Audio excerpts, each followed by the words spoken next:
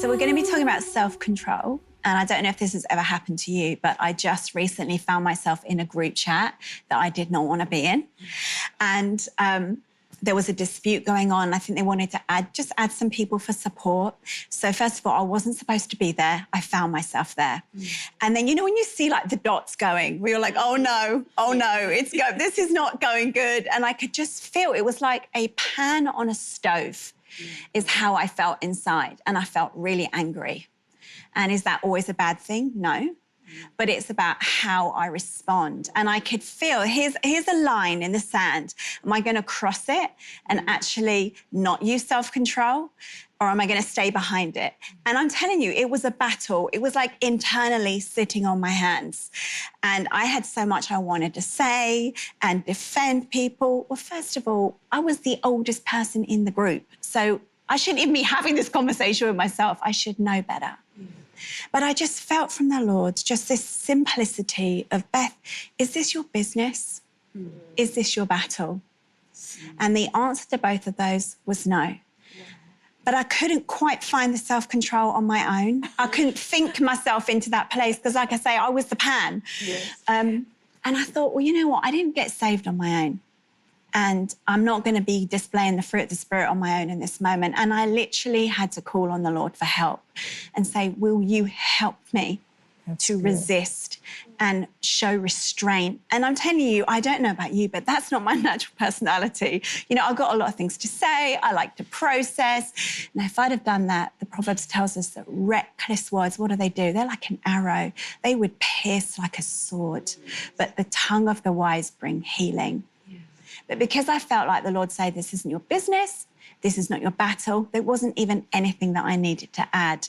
So I thought, well, I could either be passive-aggressive and, like, leave this conversation. Have you ever done that? I was like, that wouldn't be mature either. And I'm just going to have to do nothing. And I surprised myself how hard it actually was. But the next day I thought, oh, my goodness, I didn't have to say sorry for anything. I didn't have to take anything back. I didn't have to rebuild the relationship. And do you know what? Because nobody responded. There was nothing to actually have to fix. And I thought, God is so kind. Sometimes we just need to ask ourselves those simple questions. Is this my business? Is this my battle?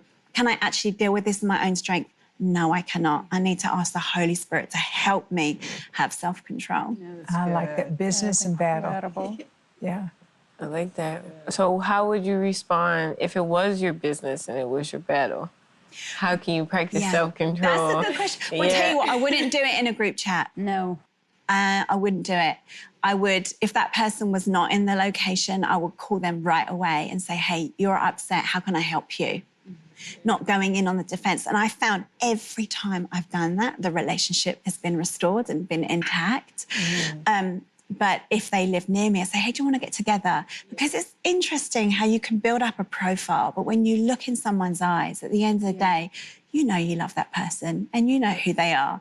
And so I think sometimes actually going straight to the person and stepping out of the crowd. And I think that's why I have such an aversion to anything group-orientated. I'm like, I don't know how much good happens there. So often it can become a tribe thing, can't it? It can become, or two camps. You're like, that is just not the heart of the Lord. And I love what you said, Beth. You're absolutely right. When you see people face to face again, you're not taking a position anymore on something. You're actually bringing a heart posture towards somebody. And it just really helps.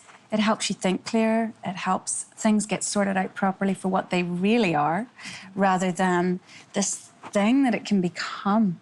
I actually really think as well, just especially in this day and age, we've sort of lost the art of respectful disagreement as well.